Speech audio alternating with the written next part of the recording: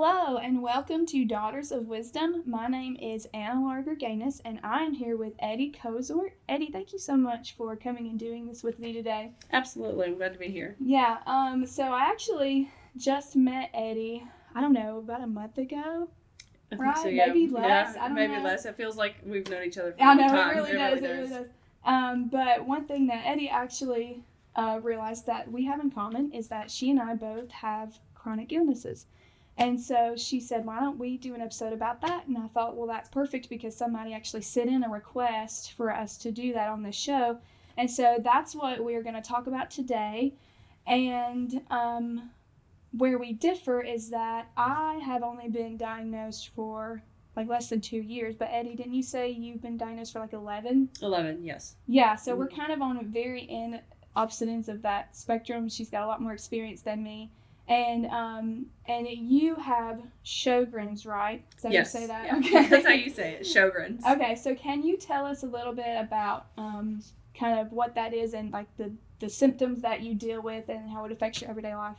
Sure. So in 2013 and 14, I was dealing with a lot of low energy, fatigue, joint pain, almost debilitating joint pain and muscle weakness. And at first, I had 2 kids at the time. One was 3, almost 4, and the other one was 2. And, doctors, like, well, you're a young mom. Yeah. But I kept feeling like there's something wrong. Right. And so through the course of time, we figured out that it was Sjogren's. And so Sjogren's is I always say this word wrong, a systemic autoimmune disorder. It's in the rheumatology field. So even though it affects moisture-producing glands, it still also carries with it things like joint pain, chronic fatigue, migraines, a lot of things that you expect in that rheumatology field. So that was what I was dealing with then and still deal with now. When I was first diagnosed, the doctors were like, well, you're just going to experience some dry mouth and dry eyes, and that'll be about it. But little did I know that it was actually a little more involved than that. So the main things I deal with still today are the dry mouth. My eyes aren't so bad. It's the dry mouth. It has destroyed my salivary glands to where I really don't have any of the 4 major glands. And then I deal with the fatigue and joint pain are the other 2 symptoms. So those are kind of what I experience. Now, different people have different symptoms depending on how severe their case is. Right.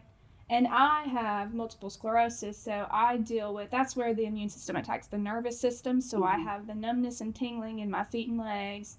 I have restless legs. I have like a heat intolerance. And I deal with the chronic fatigue too. I think probably everybody with autoimmune deals with that fatigue. I think that's the worst. Very, very common. Sure. Yes. Yeah. So what we're going to do is I'm just going to ask Eddie some questions that, for me, just being diagnosed, I deal with, wonder about, struggle with.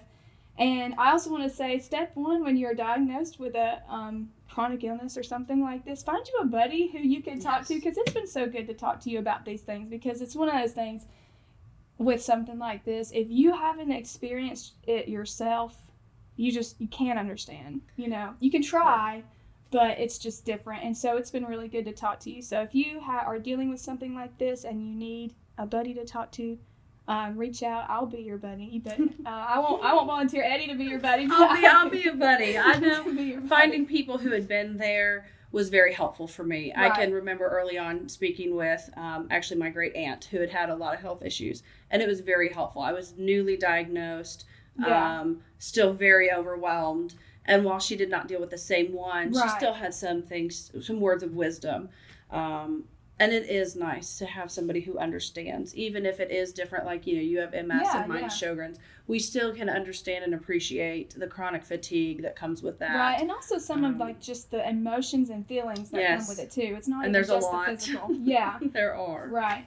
So, do you have anything else you need to say before I start shooting questions at you? I think we're good. Okay. I'm looking forward to this. I think, like you and I talked about ahead of time, that this is very beneficial for people because chronic illness and autoimmune disorder seems to be on the rise. Yeah, and it's or people have always just kept it to themselves and are now realizing there's more people affected than they thought. For sure. So the first thing I want to ask you about is something that I have struggled with a lot, especially in the beginning, and I'm better about it now, but with this diagnosis came such worry and fear about the future because, like with both of ours and probably most of them, it's one of those things where it's a slow progression of a decline. It's not like you're just, bam, you're at your worst, which I'm thankful for. It's not like, bam, I'm just at the worst and this is it for the rest. But that means that now we have to deal with knowing that in our future, we know what it could look like, you know? Right. And that can be terrifying, honestly. And so my question for you is that something that you have dealt with, and what have you learned about handling that worry and stress that comes with chronic illness? I think that's a great first question, because I think that is something that everybody who deals with chronic illness will first feel. Right. Because either you're feeling overwhelmed because it came out of the blue, you know, unexpectedly, now what are these symptoms? And here's a diagnosis.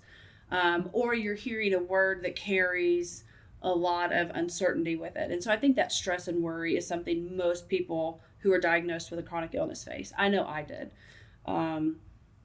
Well-meaning people try to be supportive and say, oh, it's not that big of a deal. It's not cancer, or it's not that big of a deal. It's just fill in the blank. And in reality, it is. Somebody's world has just been upended. Your health has just taken a turn for the worst.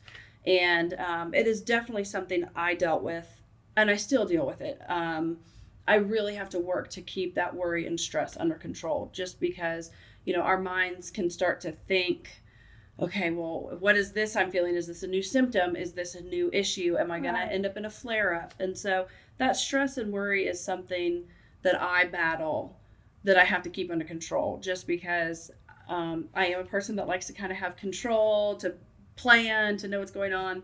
And having an autoimmune disorder or chronic illness kind of throws a wrench in that, because you can't plan and prepare for everything. For sure. And so I do find myself worrying about that. I worry about when a flare-up might hit. If we're going to be traveling, am I going to be away from home when I have a flare-up and I'm dealing with migraines, or days where I need to just sleep instead of being able to participate in activities. So what I have learned is to try and keep things in perspective. I look back and remind myself, I've made it this far. Look at the things that I have experienced. I made it through those days. I can make it through the rest. And oftentimes it's reminding myself that God has taken care of me this far. I've never walked alone through this. Even if I have felt alone, I've never truly been alone, and He's been with me.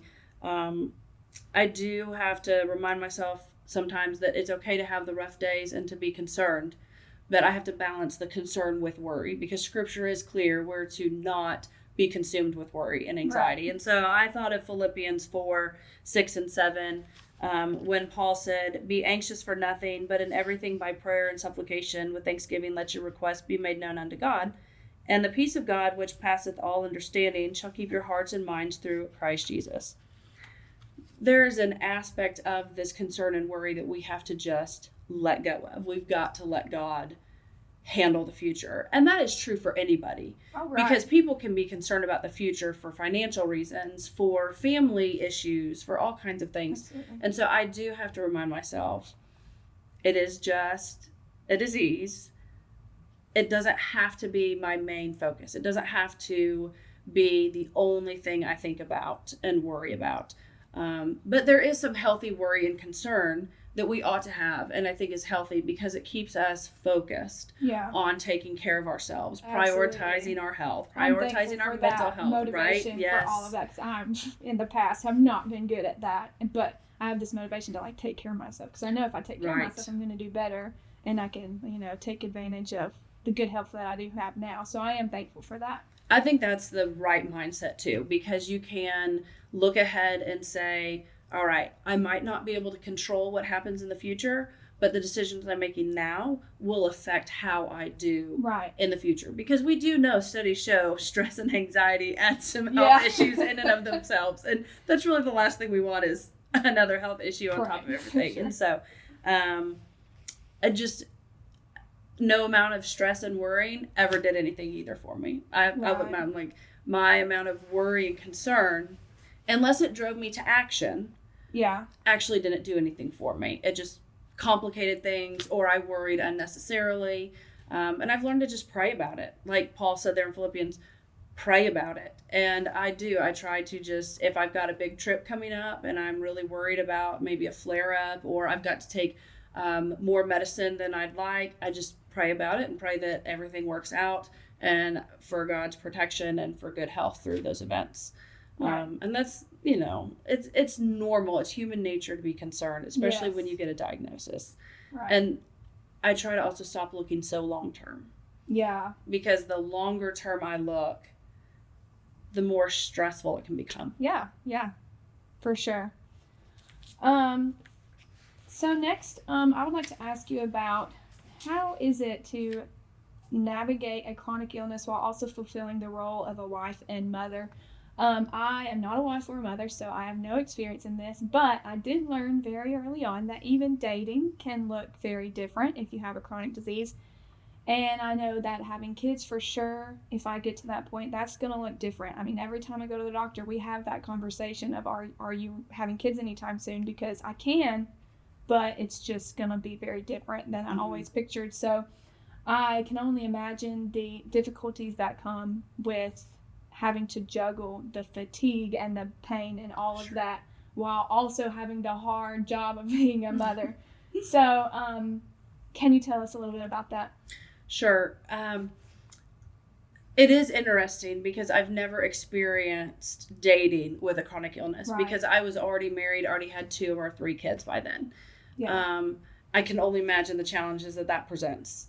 For sure, trying to work with somebody, help them understand, while not trying to scare somebody off at the same time. Exactly. All the, trying to balance that. How much do I share? How much do I not? Yeah. Being a wife and mom anyways presents challenges, and it is a hard thing anyways, but having the chronic illness definitely adds a layer. For me, it's the extra guilt, the extra mom guilt at times, where I feel like my illness determines what my kids can and can't do. And so I work really hard to try and balance that. We still participate in sports, we still do extra activities, but trying to take care of myself in those other moments so I don't have to look at a kid and say, hey, mom's feeling really bad today, we can't do this. Yeah. So the number one thing I would say to anybody who's trying to navigate it, chronic illness as a wife or a mother, is communicate. Be very open with your spouse. Be even open with your children to an age-appropriate level. I can share things with my 14-year-old.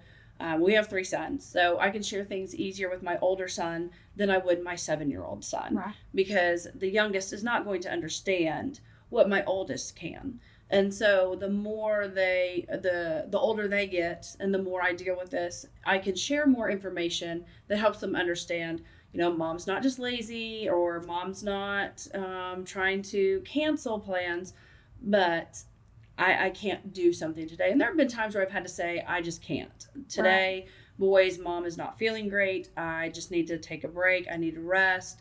And they're pretty good to understand that. And I think they're only going to understand if I've communicated with them. Right.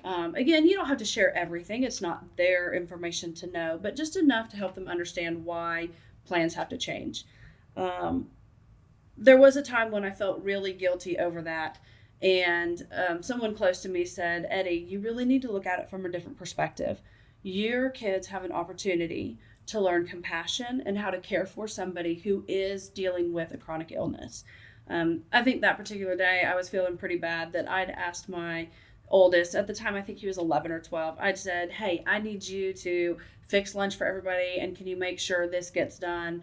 I've had a debilitating migraine that day, and I just couldn't do anything. And then I felt bad, like, why is my son having to feed all of them lunch? And that's when she said, Eddie, look at it from a different perspective. And that really helped to realize that they are learning some life lessons early on that could benefit them. You never know if someday they get married and their spouse has a chronic illness, or they have to help take care of somebody. Yeah, or like we talked about this yesterday, anything can happen at any moment to completely change your life, and all of a sudden you're a caregiver of someone. Yes. Who knows what. You never know. Yes, you never know. For sure. And that is big. You just never know. And kind of going back to the stress and concern. Right. You never know what that's going to look like. And anybody at any point could go through a tragedy. Somebody could be diagnosed with a terminal illness. Somebody could have a heart attack or a stroke and name it, and it happens on a regular basis. And so we just have to keep that into perspective as well. I had to make notes because I knew I would forget something. Schedule and routine. I am a very schedule, routine oriented person anyways, but I find those things help as a wife and mom, because then I can better balance what activities we're doing. You know, I can look at the schedule and say, okay, we have all of these activities this week. Where am I going to find some time to rest and recover and make sure I'm ready for the next event? So keeping a family calendar helps. Again, open communication with my husband makes a difference. He's real good to be able to step in if I need some help and support. Or if, early on I've said, hey, I need you to be able to take them here so I can do this. Yeah. And that helps a lot too. There are benefits and blessings, but it can be stressful. And I think people going into this, like in your situation, just having your eyes open and having open conversations with your doctor makes a difference too. I had already been diagnosed with Sjogren's before our youngest was born. And so there were a lot of risks that he could have had. Thankfully he did not, but it included extra ultrasounds, checking his heart, things like that.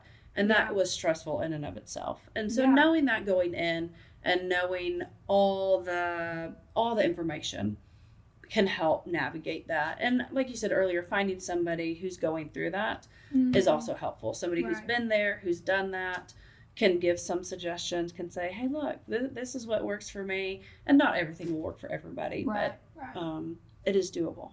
It is possible. It's not as bad as what some days I think it is. And on the bad days, it feels impossible. On the good days, it feels like I've got this. So I try to find that happy balance of we've got it. It's good. I can only imagine how difficult it would be for somebody who doesn't have that kind of support. Thankfully, I've got a lot of family who are very supportive. Right. For those that don't have that support, that's when I would really encourage, find somebody either in your church family or a neighbor or somebody that you could trust and rely on the bad days, because having a support system will also make a difference. Yeah, that's true. So last, I want to ask you about how has having a chronic illness affected you spiritually, and what advice can you give for others to allow hardships like this to strengthen their faith instead of harm it? Okay. This was a great question, because chronic illness doesn't just affect the physical. Right. It can affect the mental, the emotional, the spiritual effect. It affects a lot of things, not just the physical. I think of Job.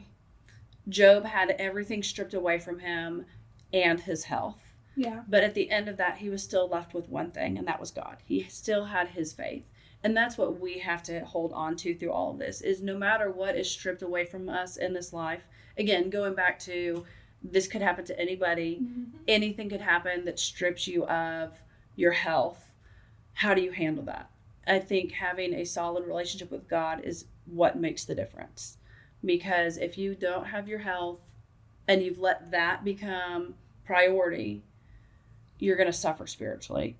If you've let your emotional and mental well-being become the priority and not your spiritual, you're not going to have what you need either. And so there were times I can look back and see where I wavered, where my faith, my trust in God was not where it needed to be. But I realized that if I didn't build that up, I would not be able to make it through those difficult days, because there will be difficult days with chronic illness. Absolutely. You will have days where you think, what am I doing? How am I going to get through this? This is just either the pain is unbearable, or this one seems kind of silly. So I have no salivary glands. That creates a lot of issues. I mean, I never would have thought that no saliva could be an issue, but it can be. And that is something I think about. Like, what does that look like in 10, 15, 20 years? Yeah. And then I have to remind myself, the physical is not what matters. What my dental health looks like is not the end of the world. Although it might feel like it, it's not the end of the world. Hair loss is not going to be the end of the world. But if I don't have a spiritual relationship, that is the end of my world, literally and spiritually. And so when I realized that, I started trying to focus more on prayer first. Praying and really getting into God's word made a difference, and reminding myself of truth that God said to help on those days. So I came up with 3 lessons I wanted to share just real quick of how the chronic illness impacted my life in a positive way. I would have told you before the chronic illness, before Sjogren's, that I was pretty spiritually grounded. Like, I really felt like I had a strong faith, but I don't think I knew how much stronger it could be after being tested. And I think in 1 Peter, we talks about being tried by fire. Right. And we are tried by fire every day in this world. This world brings a lot of trials. But chronic illness, to me, brought a trial into my life that I did not know I needed. And at the time, I was pretty angry. Now, and okay, honestly, some days I can still be pretty angry. Let's just be real. Yeah. Some days it can still bring a lot of frustration and a lot of emotions. But I can look at it with a different perspective because of what I've learned. So the first one is in 2 Corinthians 1. And in 2 Corinthians 1, Paul writes, and starting in verse 3, "Blessed be God, even the Father of our Lord Jesus Christ, the Father of mercies, and the God of all comfort, who comforts us in all our tribulation, that we may be able to comfort them which are in any trouble, by the comfort wherewith we ourselves are comforted of God." And I really like those verses when I came across them, just because it says that God comforts us. Before it talks about us comforting others, it says that our first source of comfort should be God. And the only way we get that from him is when we read his word, and when we get that. And that comfort carries the idea of strength as well. He is our strength, and he is who I can rely on when there's nobody else.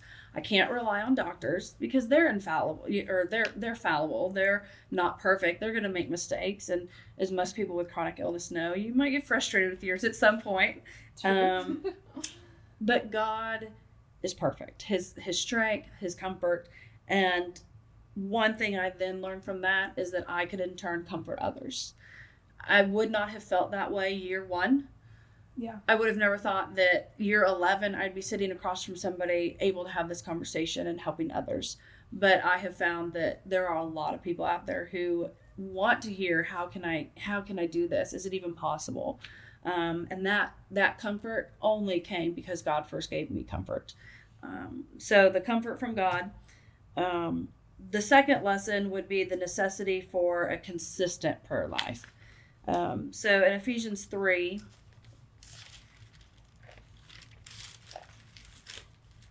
in Ephesians 3:20, Paul wrote, "Now unto him that is able to do exceeding abundantly above all that we ask or think, according to the power that worketh in us." I heard a preacher one time say that exceeding abundantly means to go beyond the beyond. That God is capable of whatever we think, and then beyond that. Whatever we could ask, and then beyond that. And that's comforting to know.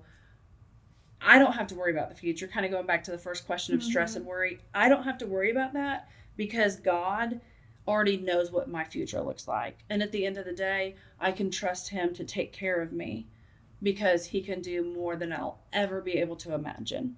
So that verse is a source of strength and encouragement to keep up that prayer life, because it's when I ask and think that God does. Matthew tells us, seek and you shall find, ask, knock. If we don't ask, how are we going to receive? Right.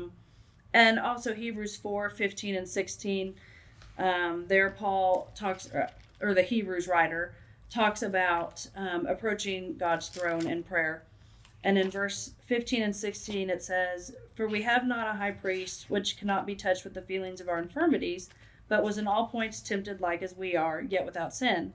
Let us therefore come boldly." And I like that word, boldly.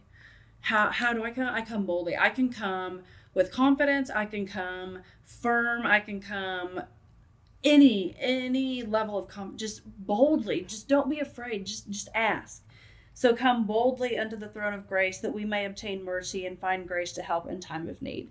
And I like that idea of in time of need, because usually there are going to be a lot of times where I feel needy as somebody with chronic illness. I need this, I need that, I need rest, I need more water, I need a nap, I need whatever.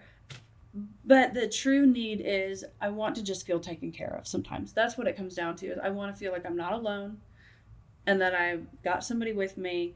And that's where I can find that help in time of need, is when I come boldly to the throne of grace. And then the last lesson I would say is to keep the proper perspective on all of this. It's about balance. And really all of life is about balance. Yeah. We don't want to go too far to one extreme or the other on anything. We want to stand firm, but we want to be balanced. And so I think having the proper perspective on what a chronic illness is makes a difference, because at the end of the day, the chronic illness is still just temporary. So I thought of 2 Corinthians 4.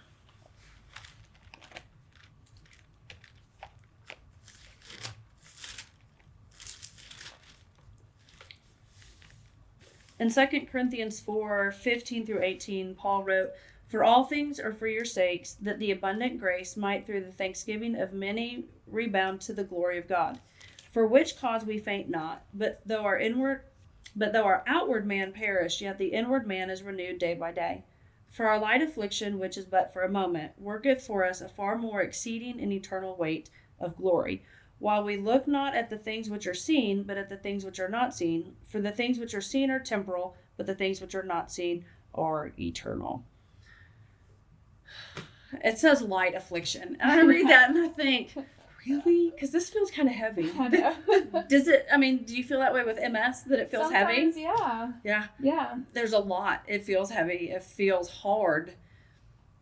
But Paul said these afflictions, and he's talking to the Corinthians there with what they're facing. But I try to think of that in my perspective. It really is a light affliction. Yeah, in the grand scheme of things. It matters very little, because eternity will be so long. Mm-hmm. And it's working something better. And I wouldn't have told you that Sjogren's could work something good in my life, but I have seen a lot of good come from it. Yeah. Now, there's a lot of negatives. There's a lot of things that I'm like, really? I could live without this. Yeah. I could really do without this being a part of my life.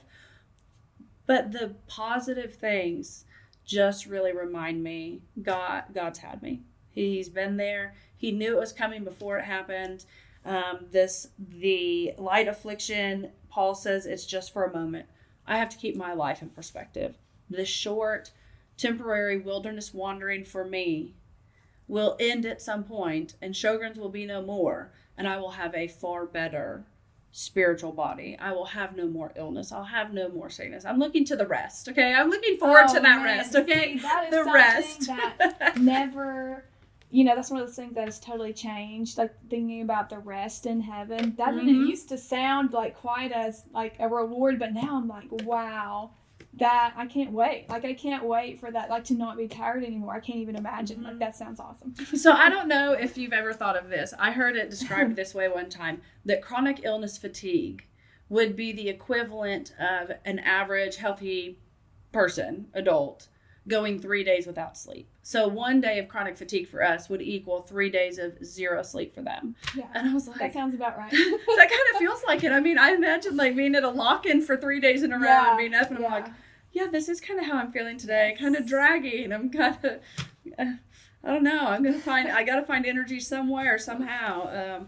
I do look at my kids' energy sometimes and think, ooh, that would be really nice. I mean, I'd like to be able to just go nonstop or get 4 hours of sleep or whatever. But yeah, those verses like that, the promise of rest, the promise of a new body, the promise of no more pain and suffering. When you're not experiencing those things, yes, it still sounds nice, but there's not the appreciation. Yes. And there are some things I've really learned to appreciate For sure. spiritually.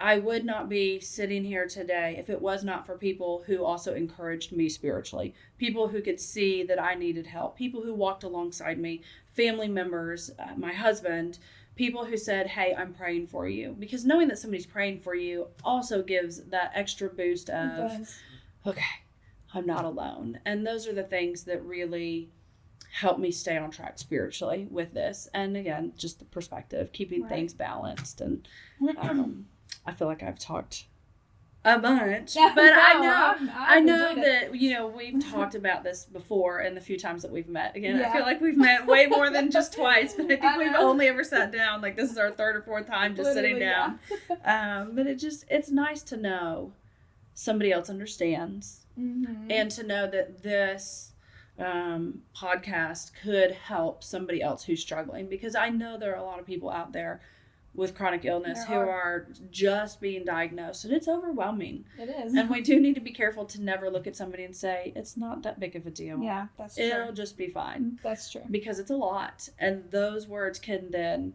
sometimes trigger the guilt in people when they feel overwhelmed. Exactly. And walking alongside people, I think, will really make that difference. Absolutely.